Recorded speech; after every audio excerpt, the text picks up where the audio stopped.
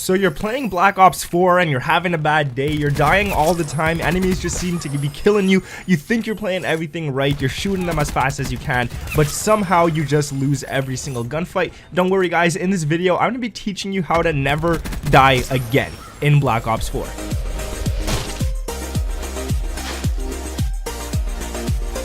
What is up guys, my name is Nick and welcome back to another Black Ops 4 video where I'm going to be teaching you guys some tricks to stay alive, win more gunfights, and just drop everybody you get to see. Now obviously you will be dying a little bit.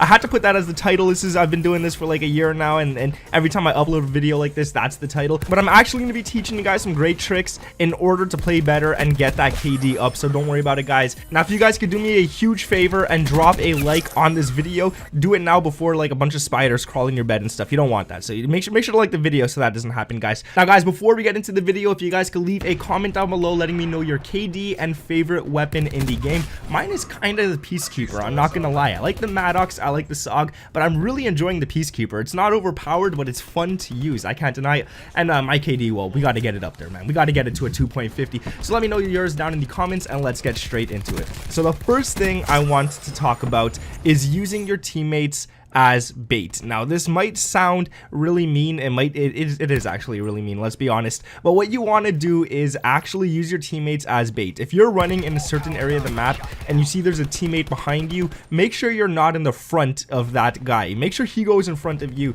so that if he runs through a door and there's enemies camping in there, they'll shoot him first, and then you'll see where they are from the red dots on the maps, and then you could go in and drop those enemies. So use your teammates as bait. If you're unsure if someone is camping in a room, let your teammates go in there first. And it's not the nicest thing you could do, but don't worry, it'll save you guys. You guys will stay alive, don't worry about that. Now another one I want to give you guys is to stick to the edges of the map rather than going into the middle. A lot of people play this game, they're doing bad, and then they decide, you know what, I'm gonna go to the middle, there's so many enemies there, and that's the wrong thing to do. Do not go to the middle of the map, because there could be people looking at you from literally 360 angle. Like they could be looking at you from the right, the left, the front, anywhere, up in the window somewhere. You never know. Stay away from the middle of the map. Most of my gameplays that you guys see me playing, I'm staying towards the sides of the maps, those open lanes on the sides, and I'm waiting for enemies to come to me rather than me rushing them.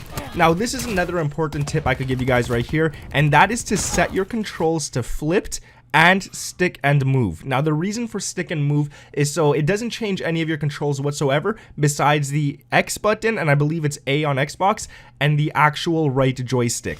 So what this does is it makes you stab with the A or X button rather than the joystick, and then it makes you actually jump using the joystick. This way you guys could jump shot a bunch of enemies and never take your controllers or your thumb off the joystick, I should say. Now there's a lot of people who play with scuff controllers and stuff like that, so if you play with that, don't worry about it, you got the back paddles. But for those of you guys who have the basic PlayStation controller, that's what I play with. I don't have a scuff or anything, I play with a normal PlayStation controller. I jump a lot of my shots because I use stick and move. Now it does take time to get used to, but get ready for it guys. Like it's gonna help you guys a lot. Now the reason for playing on flipped, what flip does also, it doesn't change any of your controls except for L2, R2, and L1, R1. It's gonna flip those. So instead of shooting a grenade with R1 for example, you'll be shooting a grenade with R2, and then instead of actually shooting your bullets with R2, it's gonna flip it over to R1. And the reason for this, especially on a PlayStation controller, I don't really recommend it on an Xbox controller, it feels awkward, but on PlayStation you want to play flipped because those extra little, like the R2, if you shoot with that, it takes a few milliseconds longer to press down on that button than if you were to press down on R1. And this makes a huge difference. Like let's say someone's shooting at you already before you even see them, if you guys could shoot just milliseconds faster, get 1 or 2 bullets out before anything else, like as if you were using R2, that would take too long. But if you're using R1, you're gonna get those bullets out quicker and you will be able to drop that enemy, so don't worry about it.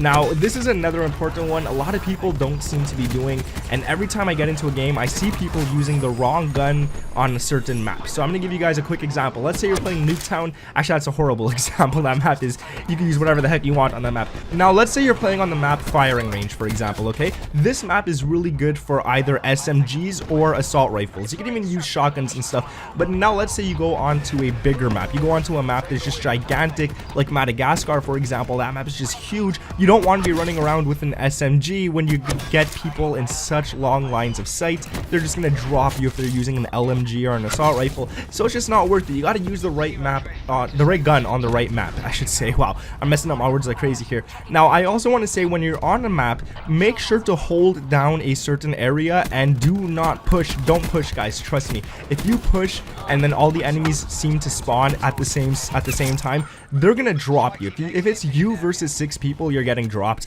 I'm sorry to say it. It's how it is. There's no way you're getting out of that one alive, unless you have a Hellstorm or something that could actually save you guys, or a specialist ability.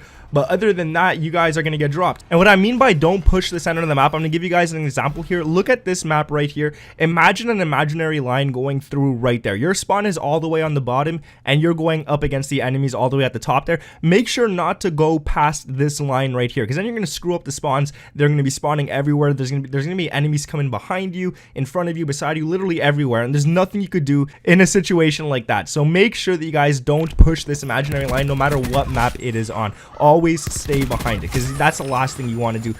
Now, I also want to say, guys, use whatever sensitivity works for you. I see a lot of people, they ask a bunch of like YouTubers that they watch and stuff, and they say, what sensitivity are you playing on? And then that guy's gonna reply with like an 11 or something, and then you think, wow, 11 is super high, I can never do that. Well, don't do it. You have to put the sensitivity that is actually comfortable for you, not what's comfortable for someone else. That's why there's so many sensitivity options. If not, everyone will just be on the same exact sensitivity, and it doesn't work that way. So you got to play on the sensitivity you're comfortable with. Whether it's slow, whether it's fast, whether it's a medium sensitivity, you gotta play what you like. Now, I will give you guys a recommendation, and I'll say play more towards a medium one, because if you do play on a slow one, it'll be very hard to turn on enemies if they see you. And if you play on a really fast one, it's gonna be really hard to actually keep your aim on the enemies when you aim down at them and stuff. So play on a medium one. That's what I'm gonna recommend to you guys, whether it's a 6, 7, 8, even a 9, whatever you guys feel comfortable with around there. That's gonna be my recommendation. And let's go on to the last tip, guys. This is a big one, because this one I can't even do myself, and I always find myself in this situation where I can't get out of it.